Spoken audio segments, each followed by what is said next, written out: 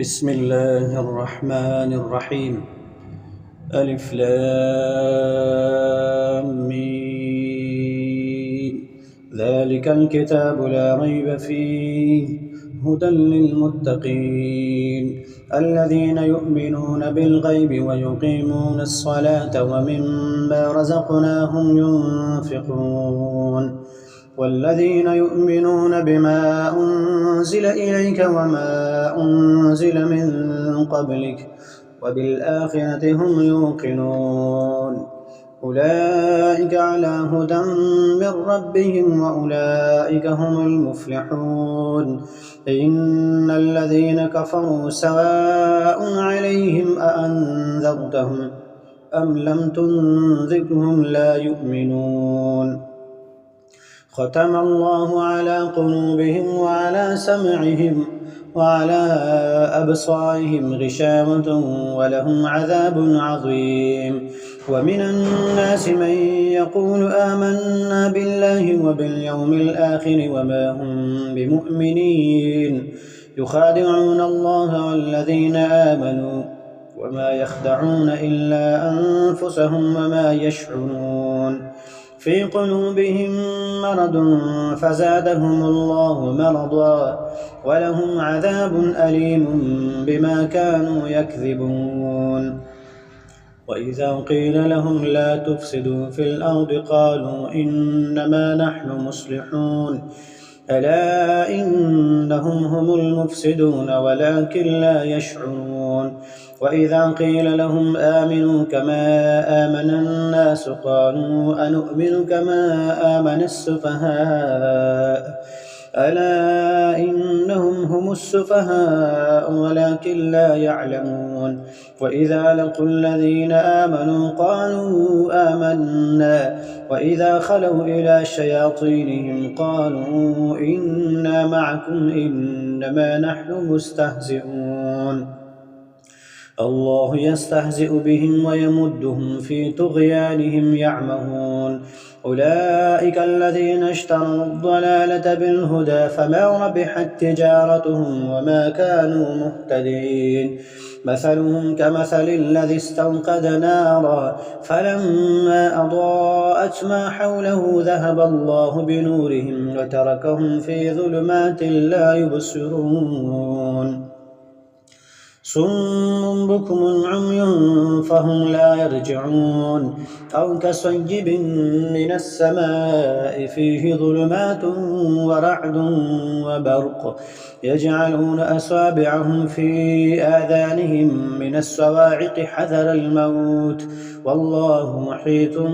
بالكافرين يكاد البرق يخطف أبصارهم كلما أضاء لهم مشوا فيه وإذا أظلم عليهم قاموا ولو شاء الله لذهب بسمعهم وأبصارهم إن الله على كل شيء قدير يا أيها الناس اعبدوا ربكم الذي خلقكم والذين من قبلكم لعلكم تتقون الذي جعل لكم الأرض فراشا والسماء بناء وأنزل من السماء ماء فأخرج به من الثمرات رزقا لكم فلا تجعلوا لله أندادا وأنتم تعلمون وإن كنتم في ريب مما نزلنا على عبدنا فأتوا بسورة من مثله وادعوا شهداءكم من دون الله إن كنتم صادقين فإن لم تفعلوا ولن تفعلوا فاتقوا النار التي وقودها الناس والحجارة أعدت للكافرين وبشر الذين آمنوا وعملوا الصالحات أن لهم جنات تجري من تحتها الأنهار كلما رزقوا منها من ثمرة رزقا قالوا هذا الذي رزقنا من قبل وأتوا به متشابها ولهم فيها أزواج مطهرة وهم فيها خالدون إن الله لا يستحيي أن يضرب مثلا ما بعوضة فما فوقها فأما الذين آمنوا فيعلمون أنه الحق من ربهم وأما الذين كفروا فيقولون ماذا أراد الله بهذا مثلا يضل به كثيرا ويهدي به كثيرا وما يضل به إلا الفاسقين الذين ينقضون عهد الله من بعد ميثاقه ويقطعون ما أمر الله به أن يوصل ويفسدون في الأرض أولئك هم الخاسرون كيف تكفرون بالله وكنتم أمواتا فأحياكم ثم يميتكم ثم يحييكم ثم إليه ترجعون هو الذي خلق لكم ما في الأرض جميعا ثم استوى إلى السماء فسواهن 7 سماوات وهو بكل شيء عليم وإذ قال ربك للملائكة إني جاعل في الأرض خليفة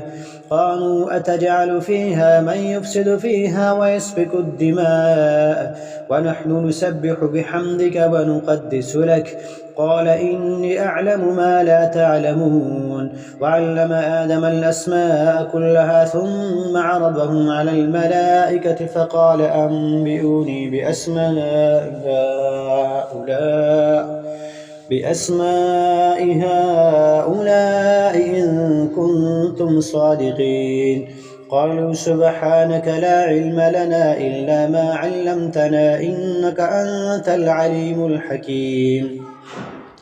قال يا آدم أنبئهم بأسمائهم فلما أنبأهم بأسمائهم قال ألم أقل لكم إني أعلم غيب السماوات والأرض وأعلم ما تبدون وما كنتم تكتمون وإذ قلنا للملائكة اسجدوا لآدم فسجدوا إلا إبليس أبى واستكبر وكان من الكافرين وقلنا يا آدم اسكن أنت وزوجك الجنة وكلا منها رغدا حيث شئتما ولا تقربا هذه الشجرة فتكونا من الظالمين فأزلهما الشيطان عنها فأخرجهما مما كانا فيه وقلنا اهبطوا بعضكم لبعض عدو ولكم في الأرض مستقر ومتاع إلى حين فتلقى آدم من ربه كلمات فتاب عليه إنه هو التواب الرحيم قلنا اهبطوا منها جميعا فإما يأتينكم مني هدى فمن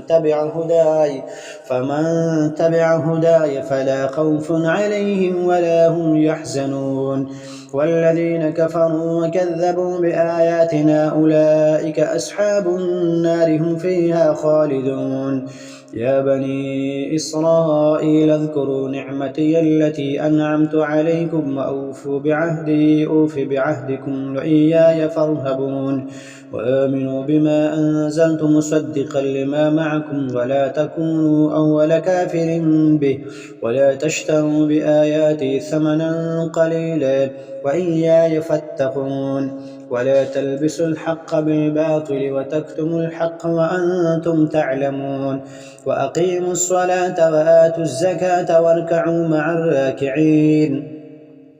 أتأمرون الناس بالبر وتنسون أنفسكم وأنتم تتلون الكتاب أفلا تعقلون واستعينوا بالصبر والصلاة وإنها لكبيرة إلا على الخاشعين الذين يظنون أنهم ملاقو ربهم وأنهم إليه راجعون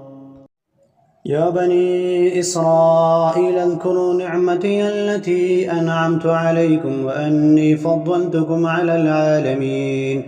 واتقوا يوما لا تجزي نفس عن نفس شيئا ولا يقبل منها شفاعة ولا يؤخذ منها عدل ولا هم ينصرون وإذ نجيناكم من آل فرعون يسومونكم سوء العذاب يذبحون أبناءكم ويستحيون نساءكم وفي ذلكم بلاء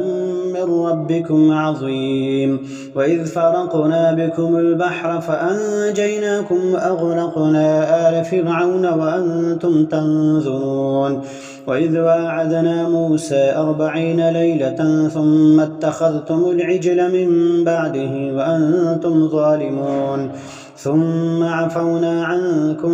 من بعد ذلك لعلكم تشكرون. وإذ آتينا موسى الكتاب والفرقان لعلكم تهتدون. وإذ قال موسى لقومه يا قوم إنكم ظلمتم أنفسكم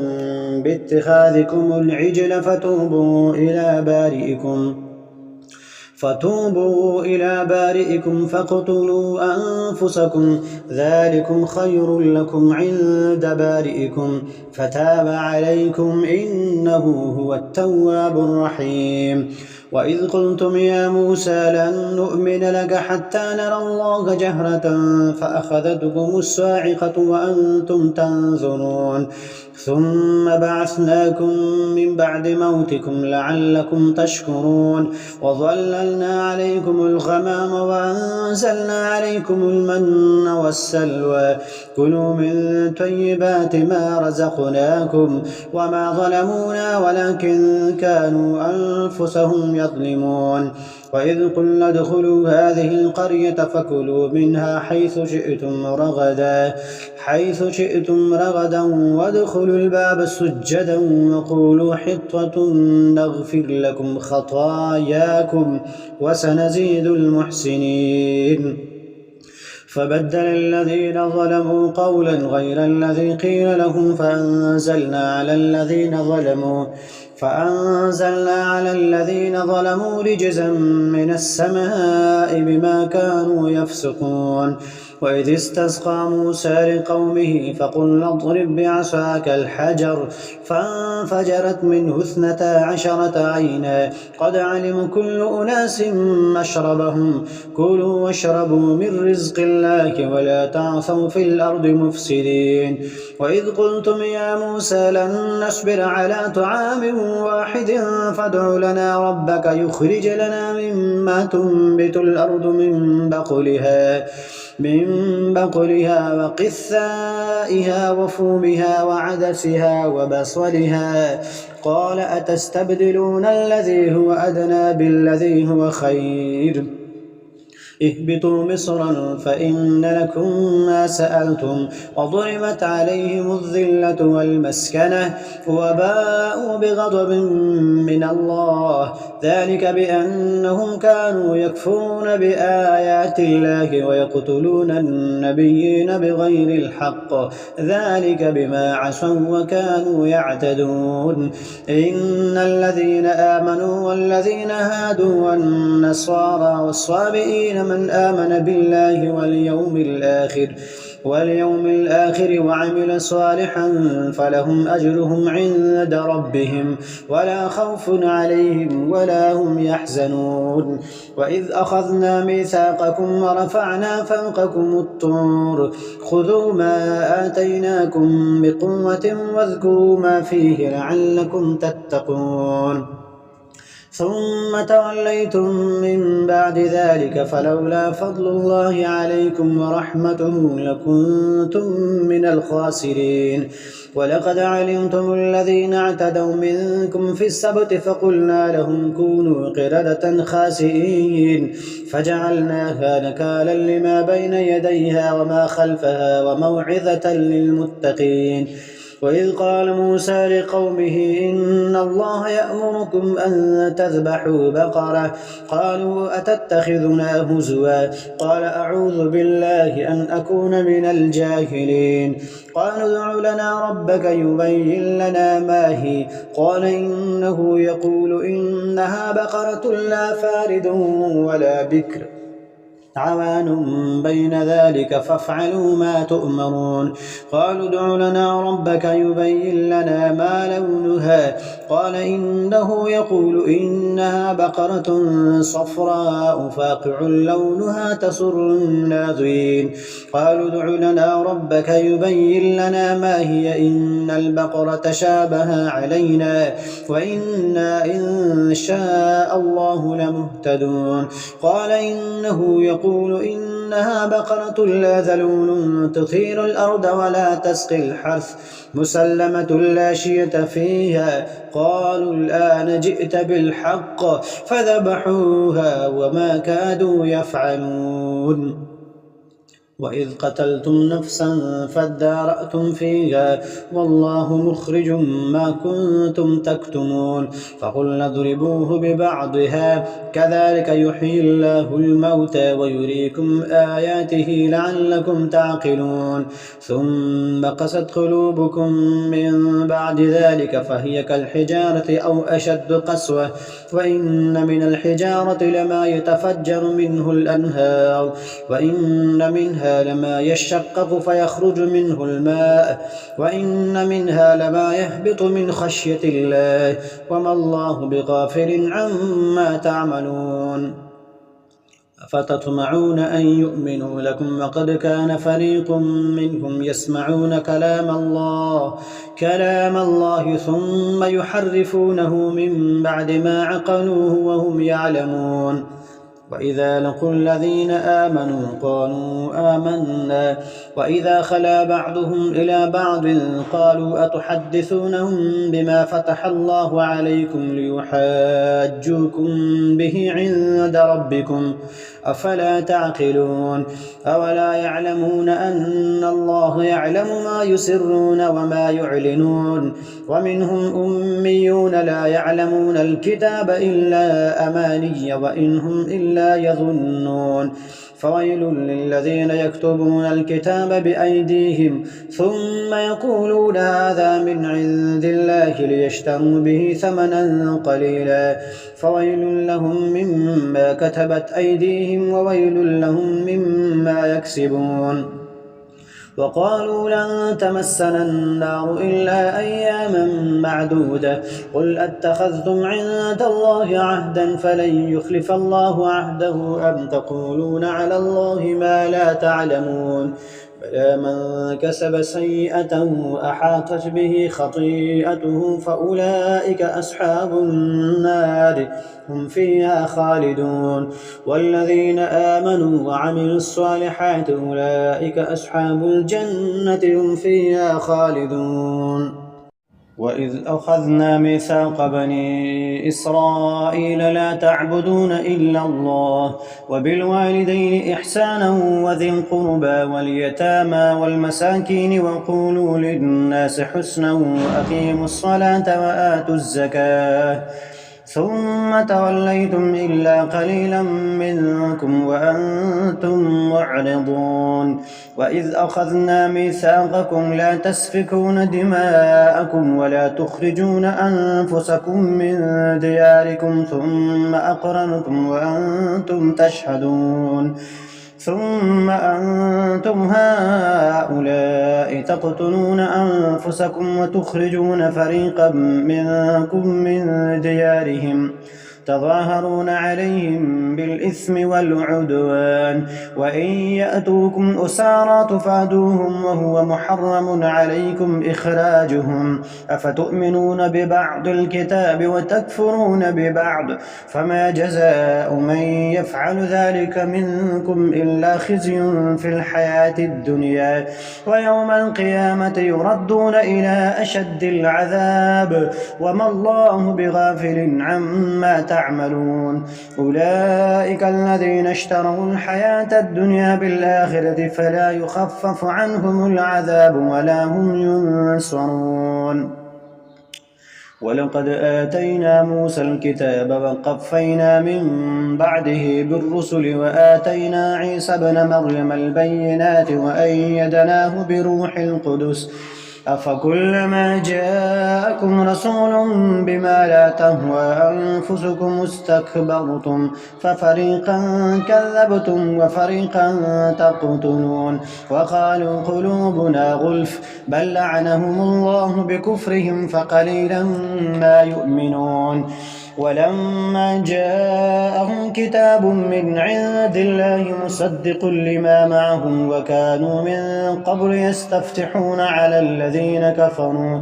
فلما جاءهم ما عرفوا كفروا به فلعنة الله على الكافرين بئس ما اشتروا به أنفسهم أن يكفروا بما أنزل الله بغيا أن ينزل الله من فضله على من يشاء من عباده فباءوا بغضب على غضب وللكافرين عذاب مهين وإذا قيل لهم آمنوا بما أنزل الله قالوا نؤمن بما أنزل علينا ويكفرون بما وراءه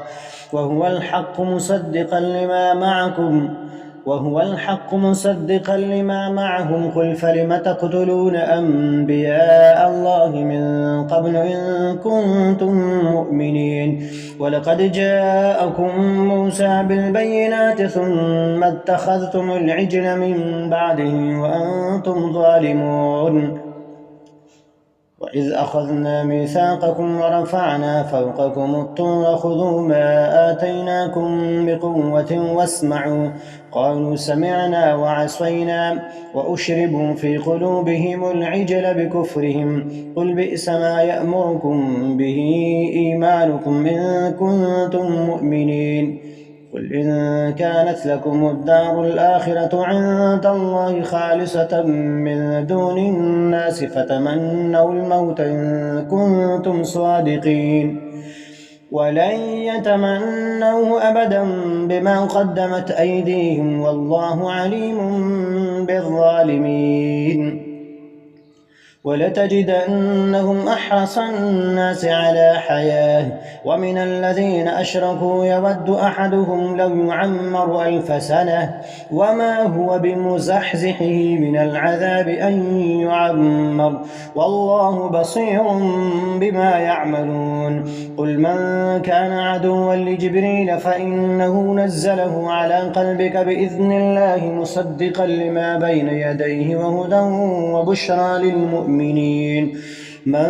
كان عدوا لله وملائكته ورسله وجبريل وميكال فإن الله عدو للكافرين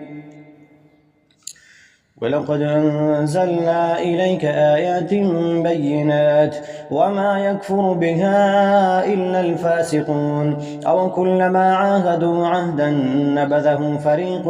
منهم بل أكثرهم لا يؤمنون ولما جاءهم رسول من عند الله مصدق لما معهم نبذ فريق من الذين أوتوا الكتاب كتاب الله وراء ظهورهم كأنهم لا يعلمون واتبعوا ما تتلو الشياطين على ملك سليمان وما كفر سليمان ولكن الشياطين كفروا يعلمون الناس السحر وما أنزل على الملكين ببابل هاروت وماروت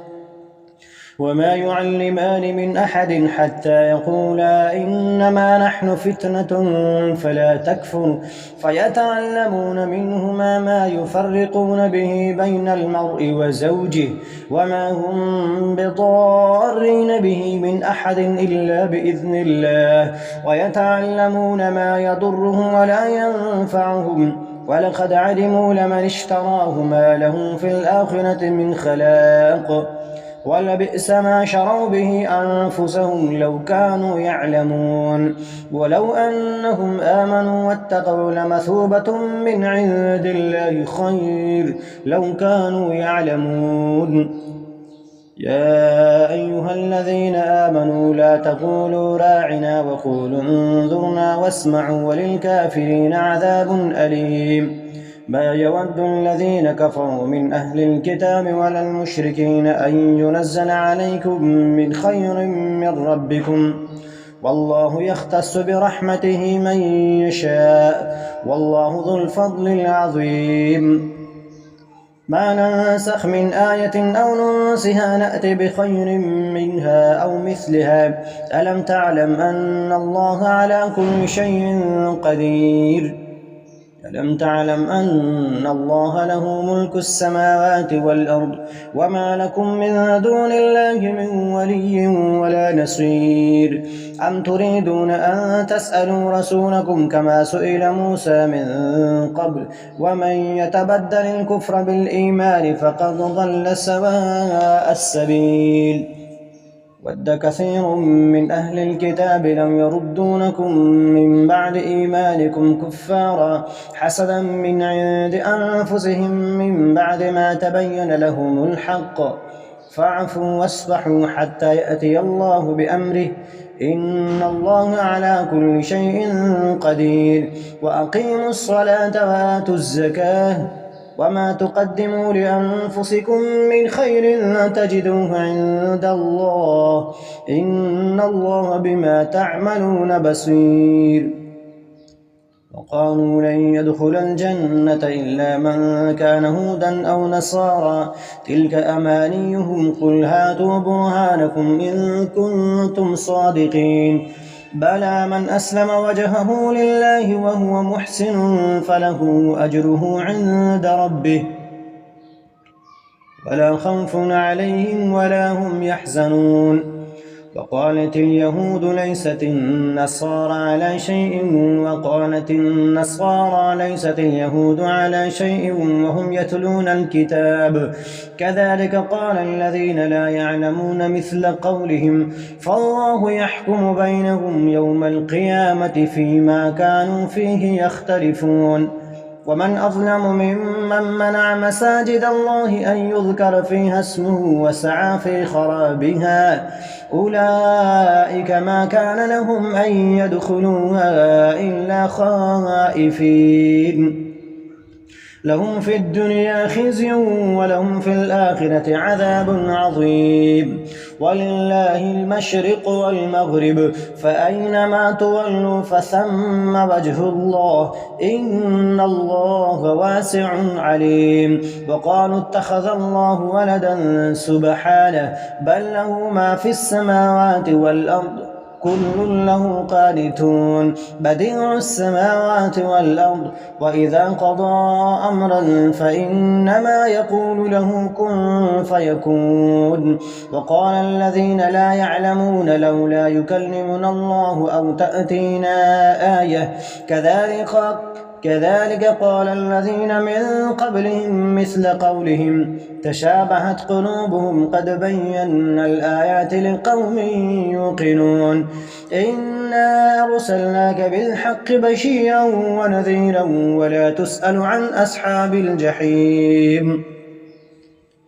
ولن ترضى عنك اليهود ولا النصارى حتى تتبع ملتهم قل إن هدى الله هو الهدى ولئن اتبعت أهواءهم بعد الذي جاءك من العلم ما لك من الله من ولي ولا نصير الذين آتيناهم الكتاب يتلونه حق تلاوته أولئك يؤمنون به ومن يكفر به فأولئك هم الخاسرون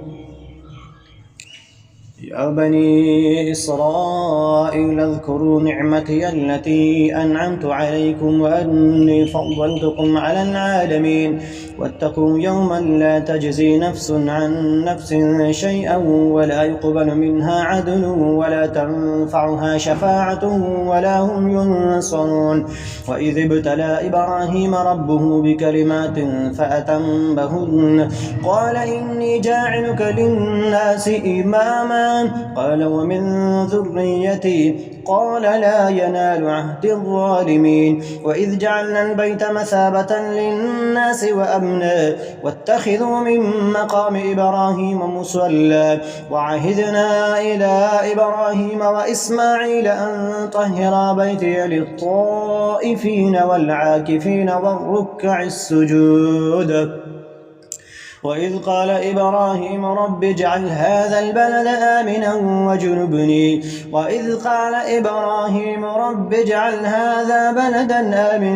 وارزق أهله من الثمرات من آمن منهم بالله واليوم الآخر قال ومن كفر فأمتعه قليلا ثم أضطره إلى عذاب النار وبئس المصير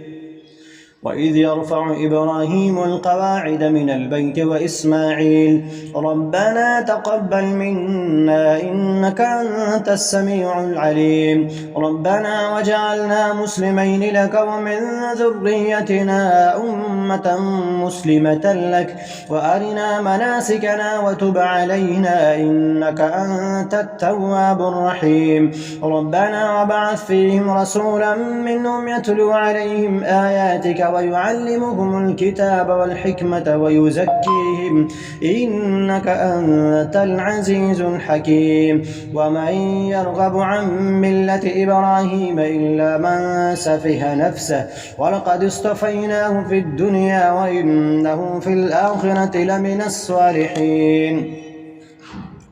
إذ قال له ربه أسلم قال أسلمت لرب العالمين ووصى بها إبراهيم بنيه ويعقوب يا بني إن الله اصطفى لكم الدين فلا تموتن إلا وأنتم مسلمون أم كنتم شهداء إذ حضر يعقوب الموت إذ قال لبنيه ما تعبدون من بعدي قالوا نعبد إلهك وإله آبائك إبراهيم وإسماعيل وإسحاق إلها واحدا ونحن له مسلمون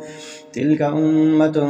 قد خلت لها ما كسبت ولكم ما كسبتم ولا تسألون عما كانوا يعملون وقالوا كونوا هودا أو نصارى تهتدوا قل بل ملة إبراهيم حنيفا وما كان من المشركين قولوا آمنا بالله وما أنزل إلينا وما أنزل إلى إبراهيم وإسماعيل وإسحاق ويعقوب والأسباط وما أوتي موسى وعيسى وما أوتي النبيون من ربهم لا نفرق بين أحد منهم ونحن له مسلمون فإن آمنوا بمثل ما آمنتم به فقد اهتدوا وإن تولوا فإنما هم في شقاق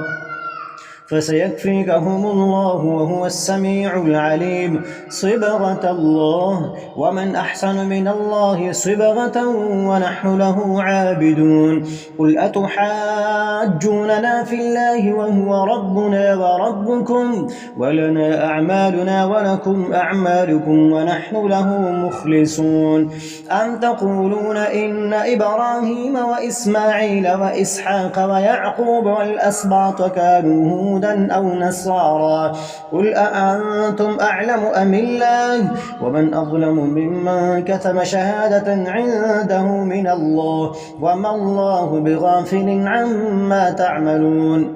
تلك أمة قد خلت لها ما كسبت ولكم ما كسبتم ولا تسألون عما كانوا يعملون